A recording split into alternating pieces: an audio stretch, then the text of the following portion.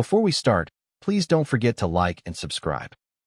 It was just past 6 when I walked into our house in Elmhurst, tired, phone dead, and another investor call gone nowhere. I dropped my laptop bag by the door, expecting to hear the hum of the TV or the clink of a wine glass in the kitchen. Instead, I found Madison standing in the living room, folding clothes with military precision into her suitcase. She didn't look up. Going somewhere? I asked, my voice flat but loud enough to fill the silence. She zipped the suitcase closed without flinching. I want a divorce, Brandon. I blinked. What? Finally, she met my eyes, not angry, not tearful, just blank. Like she'd already moved on and forgotten to let me know. Why? I asked, trying to process the blow. You pick now? When everything's falling apart. Madison crossed her arms. Exactly. I need something not falling apart in my life. My heart thudded against my ribs. So your solution is to pack a bag and leave your husband when he's drowning? I'm not your lifeguard, Brandon, she said coolly. You gambled everything on a tech dream and lost. You're not the man I married anymore. You mean the man who paid off your student loans? Who supported your art studio for 3 years? That man. Her jaw tightened. This isn't about the past. It's all about the past. I snapped. You knew this startup would take everything. You were with me when I took that risk. She looked away, brushing a strand of hair behind her ear. I was with a man who had potential. Now you're just clinging to a dead idea. The words hit like a punch. Have you met someone? I asked, the air suddenly thick. Madison froze for half a second, not long enough for certainty, but too long for comfort. Then she said, no, but I didn't believe her. Unbelievable, I muttered, pacing. You wait until I've got a bank account gasping for air, until I'm one legal notice away from bankruptcy, and now you walk. She didn't reply, just wheeled her suitcase toward the door. I won't beg, I said. If this is who you are, then go. Madison paused at the door, hand on the knob. I knew you wouldn't. And then she was gone, just like that. No tears, no hugs, no parting words. Just silence and a soft click of the door shutting behind her. I stood alone in the middle of the room, surrounded by everything we'd built, everything she'd just walked away from like it was an expired lease. That night, the quiet felt like it had teeth. But I didn't sit down. I didn't scream. I didn't crumble. Because something deeper was already taking root in me. This wasn't just the end of a marriage. It was the start of something else. That night, the silence in the house didn't feel like silence. It felt like something alive, creeping into every corner, curling up on the furniture like fog, filling the gaps Madison used to occupy. I didn't bother turning on the lights. Just dropped into the worn leather armchair by the fireplace. The one she used to complain was too masculine for the living room. The room was half lit by the street lamp outside and the pale glow of the microwave clock from the kitchen. I sat there for a long while, still in my jacket, staring straight ahead at nothing. Then I stood, walked into the kitchen, opened the cabinet above the fridge, and reached for the bottle of Blanton's I'd been saving for a win that never came.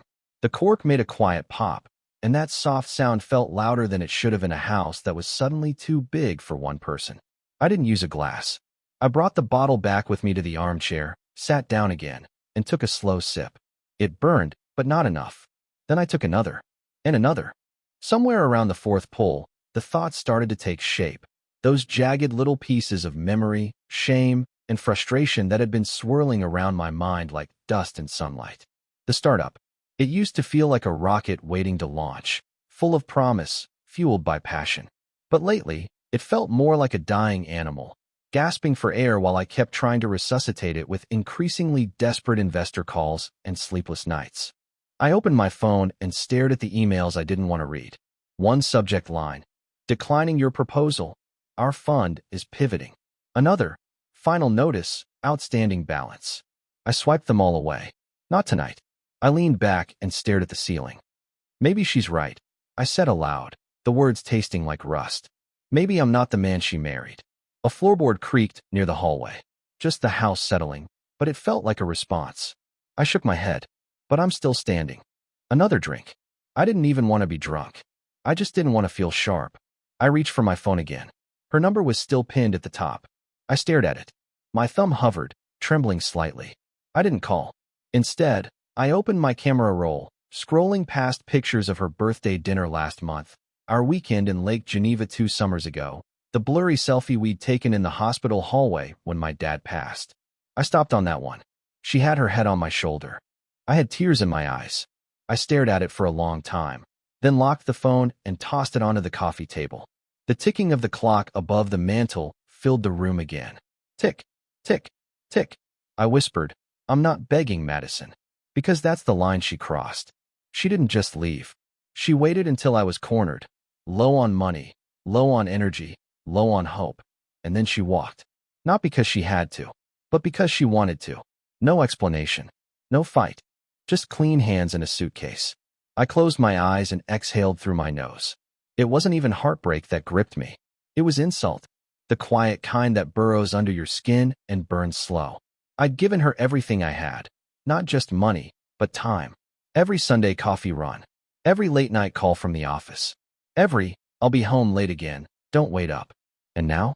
Now I was sitting in a house we'd bought together, sipping a whiskey she used to hide from guests, trying not to feel like the world had just voted me off the island. But here's the thing. I wasn't going to drown. No matter how deep this storm got, the debt, the silence, the betrayal, I wasn't going under. I poured one last shot into a glass this time, held it up to the streetlight, let the amber catch the glow. To the last man standing, I muttered, and drank it down. Then I picked up the remote, turned on the TV just loud enough to quiet the clock, and stared at the screen without seeing it, not thinking of what I'd lost, but what I had left to rebuild. It was still raining when I stepped into the office that Tuesday morning. The kind of soft, persistent rain that made the city feel like it was under a gray tarp. The lobby was quiet. No receptionist, no deliveries, just the low hum of fluorescent lights and that wet paper smell from the old carpet we kept promising to replace. I took the elevator to the 5th floor, our floor, and when the doors opened, I was greeted by the echo of my own footsteps. The office was half empty now. Half the desks were pushed to the side, some monitors disconnected. The intern table was gone. Even the big whiteboard where we used to sketch product roadmaps sat blank, a smudge of forgotten ideas. Derek was already there, hunched over a mug of coffee at the far end of the room. His sleeves rolled up. Same gray hoodie he always wore when things were tight. He didn't look up when I walked in. I dropped my bag by my desk, exhaled, and walked over. Madison left, I said simply. Derek looked up slowly, eyes squinting like he hadn't slept much. What? She's gone, I repeated. Packed her suitcase, said she wants a divorce. That was Sunday night. For a second, he just sat there. Then he rubbed the back of his neck and leaned forward, resting his elbows on the desk. Man, I'm sorry, he said, voice quiet. That's rough. You too were. I thought you were solid. Yeah, me too, I muttered. A long silence fell between us. The kind where something unspoken creeps in and settles like dust. Then Derek set his mug down, folded his hands, and looked me dead in the eye. I've been meaning to talk to you, he started. My stomach tightened. He glanced away briefly, then back again.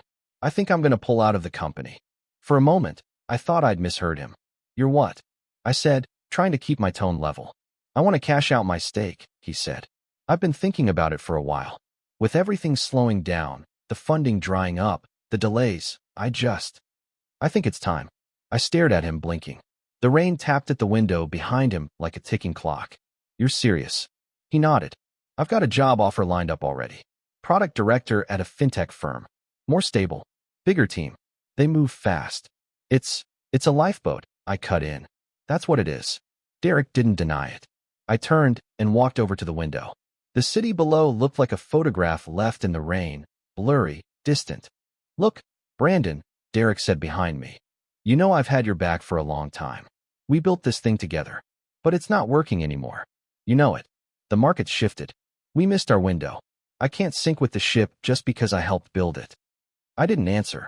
Just watched a cab roll through the intersection, its yellow shape smeared in the puddles like a broken crayon. You always said we were partners, I said quietly. Thick and thin. That's what you told me the day we signed the first lease. I meant it, Derek said. But this isn't personal.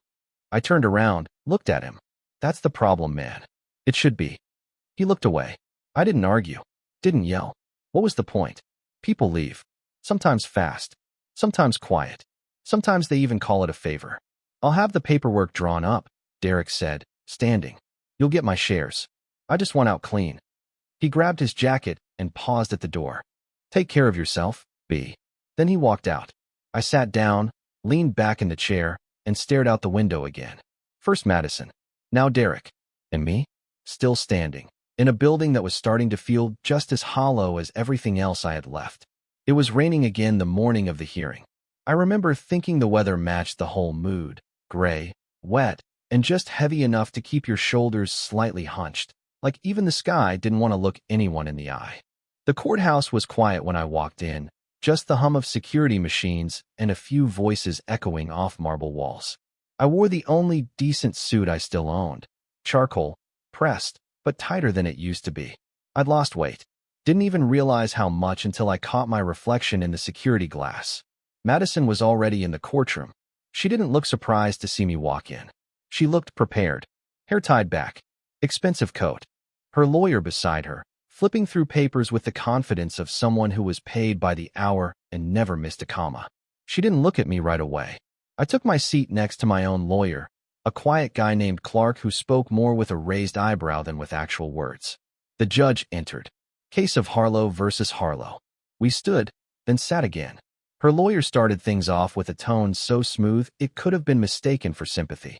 Your Honor, Mrs. Harlow is entitled to half of all marital assets, including the equity in Mr. Harlow's business. Regardless of current financial performance, that company was built during their marriage.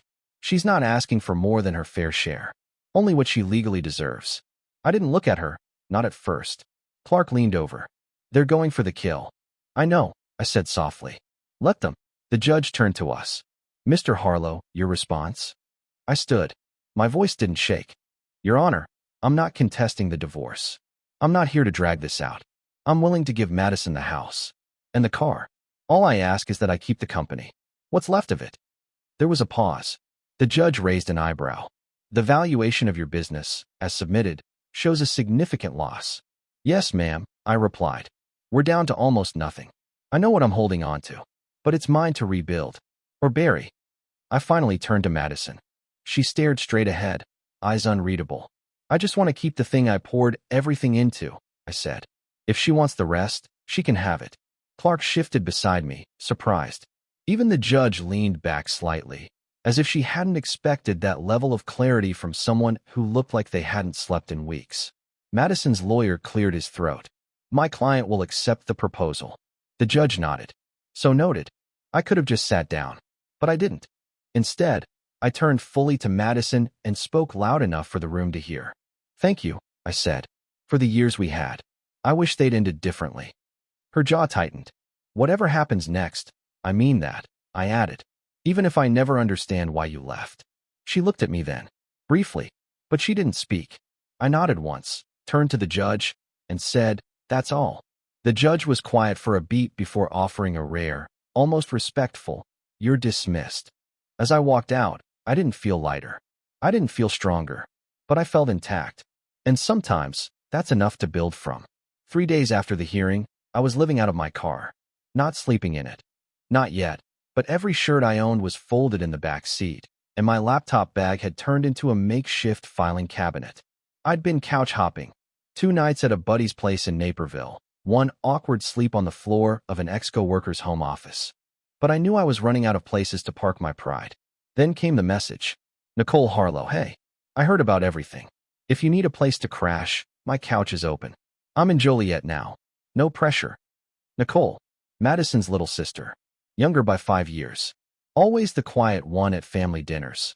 The one who'd roll her eyes when Madison tried to dominate a story. I remembered once she'd passed me a note under the table at Thanksgiving. You're the only reason these dinners are tolerable. Back then, I just smiled and tucked it into my pocket. I never threw it away. I didn't reply to her text right away. Took me nearly an hour just to type. Are you sure? She answered in 5 seconds. Absolutely.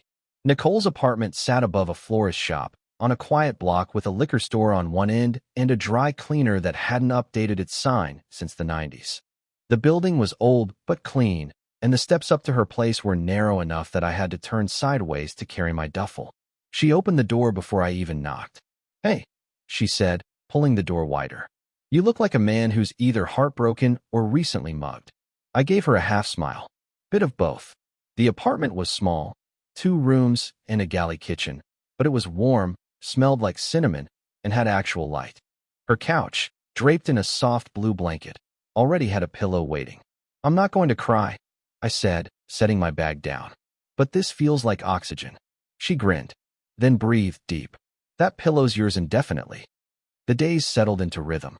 Mornings, I'd wake early and work from her kitchen table, pitching what remained of the company to whoever would listen. The calls were short, the answers shorter. Most emails went unread. Some bounced back. I'd stare at the screen, jaw tight, trying to ignore the slow erosion of what I'd built. Meanwhile, Nicole would float in and out, pouring coffee, humming while she got ready for work. She taught art at a local elementary school. Came home every afternoon smelling like glue and paint. Some nights, we'd eat together. Cheap pasta, stir-fry, whatever she could whip up with coupons and leftovers. I offered to help with groceries the first week. She waved me off. You'll pay me back when you're rich again, she said, grinning. I'm serious, I told her. I don't take charity. She looked at me, gently. And I'm not offering it. This is just life. People help each other sometimes. There was no pity in her eyes, only understanding. A week passed, then 2. One night, as she rinsed dishes and I sat with a lukewarm beer, I finally said what had been pressing at my chest. Nicole, I know this isn't your problem. And I know how weird this probably is, taking in your sister's ex. She didn't look up. You're not Madison's ex to me. I frowned. Then who am I? She turned around, wiped her hands on a towel, and leaned against the sink. You're Brandon. The guy who showed up to every family barbecue even when Madison didn't want to go. The one who helped me move out of my dorm at U of I when nobody else would. The one who laughed at my terrible jokes and told me my stupid clay mugs actually had charm. I let out a soft breath, unsure what to say. I'm just saying, she added, voice low. You're not here out of pity. You're here because I trust you. And because I'm glad you're here. That night, as I lay on her couch staring at the ceiling fan spinning slowly above me, I realized something that hit deeper than anything in court. This wasn't the bottom. This, Nicole's apartment, her quiet kindness, the scent of cinnamon in the hall. This was the first brick in something new. And maybe, just maybe, I still had something worth building. The first thing I noticed that October morning was the silence. Not the heavy kind I used to drown in, but a peaceful quiet that belonged to early coffee, open windows, and someone humming in the kitchen. Nicole. She was off-key, always, but she didn't care. I pushed the blanket off and sat up on the couch. Except, I wasn't sleeping on the couch anymore. That shift happened months ago. Subtle, slow, natural. My things now had drawers. Her extra toothbrush was no longer extra. One night, I fell asleep next to her while we watched a movie, and we never went back. We were us. And the company? Somehow it survived. It was one tiny breakthrough, a mid-sized logistics client who took a chance on my software. That deal turned into 2, then 6. Then I was pitching again with something I hadn't felt in a long time. Confidence. This morning, I opened my laptop to check the numbers, and there it was, 6 figures cleared. The first real profit. I just stared at the screen. Then, from the kitchen, Nicole called out, "Is that the face of a man who finally doesn't have to eat instant noodles?" I laughed. That's the face of a man who might just buy a table that isn't from Craigslist. That night, I booked a rooftop dinner in the city. Small place, string lights overhead, heaters glowing like warm lanterns in the crisp fall air. Nicole wore this burgundy sweater dress and those boots she always called her splurge regret, but never stopped wearing. We ordered hot cider, shared flatbread, and just existed. Easy, close, real. At some point, I looked across the table at her, lit by that amber light, wind tossing her hair gently, and I stopped eating mid-sentence. She raised an eyebrow. What? I need to say something. She tilted her head. Okay, I love you. It just came out. No dramatic pause. No rehearsed lines. I love you, Nicole. Not because of what you've done for me, but because of who you are. This life, whatever it is, I want it with you. Her lips parted slightly, and for a second, she just stared at me. Then came the blush. Soft, deep, spreading across her cheeks like a sunrise. I was wondering when you'd say that, she whispered, smiling so wide it made my chest ache in the best way. Because I've been there for a while now. I reached across the table and took her hand. That's when my phone buzzed in my pocket. I ignored it, but it buzzed again. Nicole gave me a look. You can check it. I pulled it out and glanced at the screen. Madison, we need to talk. Urgently. For a second, I just stared at it. Then, still holding Nicole's hand, I typed back, another time. I'm on a date with your sister. And hit send. Nicole raised an eyebrow. Was that? Yep. She grinned. About time she saw who stayed. I leaned back, cider in hand, heart steady. And for the first time in a long, long while, I felt whole. Before we move on, tap like if this is landing for you. It was mid-afternoon, the kind of late Friday lull where emails slow to a trickle and office chatter fades into the background hum of machines and muted keyboards. I stood near the conference room window, watching downtown traffic crawl below like ants in molasses. Nicole had sent me a photo just an hour ago, her holding up a mug I'd once called hideous. Your favorite cup survived the dishwasher. I take that as a good omen. I smiled at my phone like a man who didn't know a storm was coming. The door to the office slammed open. I turned, slowly. There she was. Madison. Windblown. Pale. Eyes rimmed with red. She didn't knock. She didn't speak. She just walked in like the room owed her silence. Brandon, she said, her voice breaking. I said nothing. I just walked behind my desk and took a seat. Calm. Grounded. I gestured to the chair across from me like I was welcoming a client. Not the woman who'd packed a suitcase and walked out of our life without a backward glance. She sat, but barely. I messed up, she whispered, hands shaking. Badly. Worse than you know. Still, I said nothing. She looked up, met my eyes, and for the first time since the divorce hearing, I saw the real fear in her face. Not anger. Not cold calculation. Just a sinking woman realizing the floor had given out. It was Derek, she said. No gasp from me. No reaction. She blinked, waiting for one. We were already involved when things started falling apart at the company. I didn't plan it. It just happened. And he told me you were lost in the business, Brandon. Obsessed. Blinded. My jaw tightened. I leaned back, arms crossed. Still no words. Madison took a shaky breath. He started talking about how maybe you weren't the right guy to lead the company anymore. How if he took control, he could save it. Said he'd bring in better clients, clean things up. I was scared. Tired. I believed him. She wiped her face with her sleeve. But he didn't save it. He drained it. Quietly. Took leads, rerouted them to another firm he was consulting with on the side. He used me to get into your blind spot. I didn't know at first. I swear. But when I found out, I was already too far in. I stood up slowly and walked to the window. Hands in pockets. Back to her. I thought you should hear it from me, she said. Before it all comes out in court. Derek's getting sued by that firm now. It's going to be public. I wanted you to know you wanted to get ahead of it. I said, finally. My voice was low. Even. Not angry. Just, done. She swallowed. Brandon, I never meant to destroy you. I turned, met her gaze. You didn't, I said simply. You just made sure I had nothing left to stand on. Her lip trembled. I loved you, she whispered. I believe you, I replied. You just loved yourself more. She took a breath, maybe ready to argue, maybe ready to plead. I didn't give her the chance. There's nothing left to say, Madison.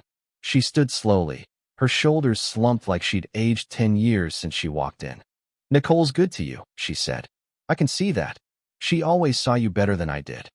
I didn't respond. She turned, walked to the door, hand on the handle. I am sorry, she said one last time. I said nothing. The door clicked shut behind her. I stood in the middle of my office, surrounded by everything I'd rebuilt, and finally understood the shape of the wound I'd carried for over a year. It wasn't confusion anymore. It was clarity. And clarity is colder than grief. But it hurts less. I didn't rush. I gave it 2 days. Time to sit with the truth. Time for the dust to settle. Then I called a friend, Harper Knox, a lawyer I'd once pitched a software demo to. She hadn't invested, but she'd liked the way I presented. Said I had sharp instincts and a terrible poker face. She picked up on the first ring. Brandon, she said, curious. Didn't expect to hear from you. I need your help, I told her. And I'm not calling as a salesman. She heard the tone. She didn't ask for details. Meet me Monday. By Friday, she'd built a case. Derek had siphoned data, clients, and in at least one instance, sent duplicate invoices under a dummy shell company. We had the receipts. Madison's confession had filled in the rest. Harper leaned back in her chair, flipping through pages with the calm of someone who'd taken down bigger men for less. "You sure you want to go through with this?" she asked. "Lawsuits take time. Energy. You'll be dragged through it." "I already was," I said. "Now it's about standing up." She gave a small smile. "Then let's hit him where it counts." Court was quiet. Cold lighting, polished wood, the kind of place that demanded composure. Derek sat across from me, wearing a navy suit that fit too well for a man claiming he'd done nothing wrong. He wouldn't look at me directly. I didn't need him to. When the judge gave me the floor, I stood, buttoned my blazer, and walked up like I wasn't shaking inside. "Your Honor," I began. I trusted Derek Danner not just with my company, but with my loyalty. He was my friend, my partner. And when things started to fall apart, when we were both supposed to carry the weight, he chose to quietly walk away with the best pieces and leave me buried under the rest. I didn't raise my voice. His betrayal wasn't loud. It was quiet, strategic, hidden, and that's what made it worse. Because he didn't want to see me fail, he needed it. I turned slightly, eyes meeting his. "You didn't just hurt me, Derek. You hurt the people who depended on us. The clients. The interns who never got paid. The employees who stayed when they should have run. This isn't revenge. This is accountability." Derek looked away. The judge reviewed the files for an hour. The courtroom was silent. And then, the gavel came down. Derek's company would pay full damages. He was barred from founding another firm in-state for 5 years. His licensing was suspended. I didn't smile, didn't gloat. Outside the courthouse, I just stood still. And then my phone buzzed. "Nicole, saw the news. Proud of you. Dinner's on me tonight."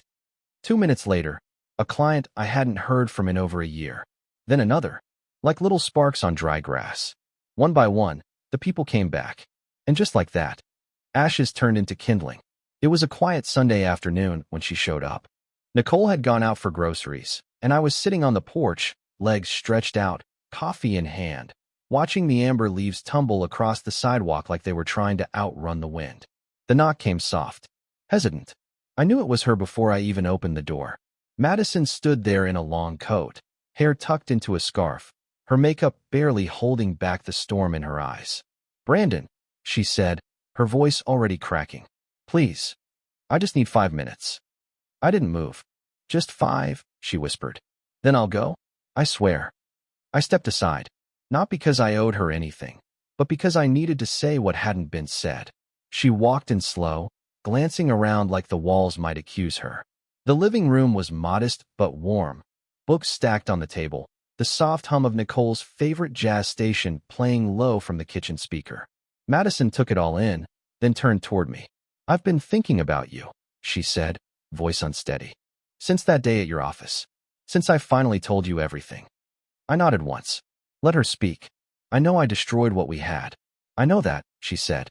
"But I didn't come here to rewrite history. I came here because you need to know I still love you." I looked at her. Not the way I used to.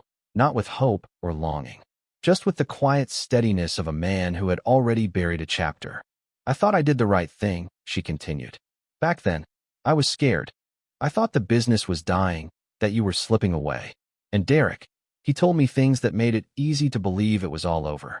But I see it now. I see what I left behind." Tears slid down her cheeks. She didn't bother wiping them.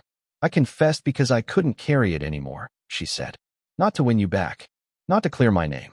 Just because I couldn't keep pretending it didn't matter. But now I'm standing here, and I can't ignore it anymore, Brandon. I want another chance. With you." Silence. Long enough for her hope to rise, then crash. "I'm sorry," I said gently. "But that part of my life is over." She blinked. "But I appreciate the truth," I added. "But the truth doesn't erase what you did when I needed you most." She stepped forward. "Brandon, you left," I said. Not in a storm of anger. Not during a fight. You looked me in the eye and walked away while I was bleeding out. And now that I'm standing again, now that I have something to show for the wreckage, you want to come home." She trembled. "You're right. You didn't come here to rewrite history," I said. "You came here because you can't live with how it ended. But I can. I made peace with it." She wrapped her arms around herself like the chill had finally reached her skin. "I loved you," she whispered. "I believe that," I replied. But Nicole loved me through it. That stopped her. I didn't say it with anger, just truth. She stood by me when there was nothing left to stand on. I said. She opened her door when I had nowhere to go. She filled the silence you left behind. Not to save me, just to be there. Madison's lip trembled. You're with her, she said softly. I'm hers, I replied. And I'm happy, truly. A long breath shuddered through her lungs. She nodded slowly. Then she turned toward the door. Her hand hesitated on the knob. I never meant to hurt you that way. I know, I said. But you did. And with that, she opened the door and stepped out into the crisp autumn light. I watched her walk down the path, her shoulders hunched, her steps slow. She didn't look back. And neither did I. The door clicked shut behind her. And it sounded nothing like an ending. It sounded like peace. The jewelry store wasn't fancy. Tucked between a diner and an old record shop, its sign faded and its bell on the door a little too eager. But it felt right. The man behind the counter was in his 60s, glasses sliding down his nose, his voice low and warm. I told him I didn't want anything flashy. Nothing big. Just honest. He nodded, like he understood that better than anything. 10 minutes later, I had it. A thin gold band. One single diamond. No extra frills. It didn't need them. Nicole wasn't the type to count carats. She noticed things like quiet effort and eye contact. That night, I came home to the scent of roasted garlic and the faint crackle of a vinyl playing from the corner. Nicole sat cross-legged on the couch, hair pulled back, a paperback open on her lap. She looked up. You're late. I held up a bag of takeout and a small black box. Had an errand to run. She raised an eyebrow. That from the sketchy taco place or the expensive one? I smiled. Walked over. Set the food down. Then I took a slow breath, reached into my pocket, and lowered myself onto one knee. Her eyes widened. The book dropped. Nicole Harlow. I said quietly, my voice already catching. You took me in when I had nothing. No pride. No place. Barely a pulse. You reminded me how to breathe. How to stand back up. You didn't fix me. You just stood still beside me while I did it myself. She covered her mouth, eyes already glossy. And now, I added, opening the box, I want to spend the rest of my life standing beside you. There was one perfect beat of silence. Then she screamed, full joy, full volume, and practically tackled me off balance as she threw her arms around my neck. Yes, she shouted. You idiot, yes. I slipped the ring onto her finger, and she looked at it like it was glowing from the inside out. She held my face in both hands. Are you sure? I kissed her forehead. Never been more. And in her arms, I didn't feel broken or lucky or even redeemed. I just felt home. The garden was small. No grand arch, no rows of strangers, no rehearsed smiles for distant relatives. Just our closest people, a soft breeze through the trees, and Nicole, walking toward me in a simple white dress that floated like it belonged to the wind. I stood at the front, my heart steady. For once, no stage fright, no doubts. She reached me and took my hands. Her fingers were warm, always warm, and shaking just a little. I gave them a squeeze. The officiant spoke gently, but I barely heard him. My eyes didn't leave hers. When it was my turn, I didn't read from the folded card in my pocket. I just spoke. You loved me when I didn't even like myself. You stood still when the world turned its back. You didn't try to fix me. You just believed I could heal. Nicole's lips trembled. Her eyes never left mine. I don't care about yesterday, I said. All I want is every tomorrow, as long as you're in it. She didn't wait for permission. She leaned in, kissed me soft and full, and the garden around us disappeared. Applause broke gently around us. A few tears, a few cheers. But all I saw was her. Later, as we stood hand in hand under the evening sky, I looked at everything around me. Friends, laughter, peace, and thought. This is the win. Not the court ruling. Not the money. This. Finding something unshakable in the ashes of everything they tried to break. A new home. A new love. A quiet life built with both hands. The past? It's where it belongs. Behind me. That was the end of my story. And before you go, I want to ask you something that still sits heavy with me. When Madison finally came clean about Derek and the betrayal after everything was already destroyed, do you think her confession was the right thing to do? Or was it too late to matter? Tell me what you think in the comments. If this story made you feel something or gave you a new perspective, don't forget to like this video and subscribe to the channel, because there are more stories like mine still waiting to be told.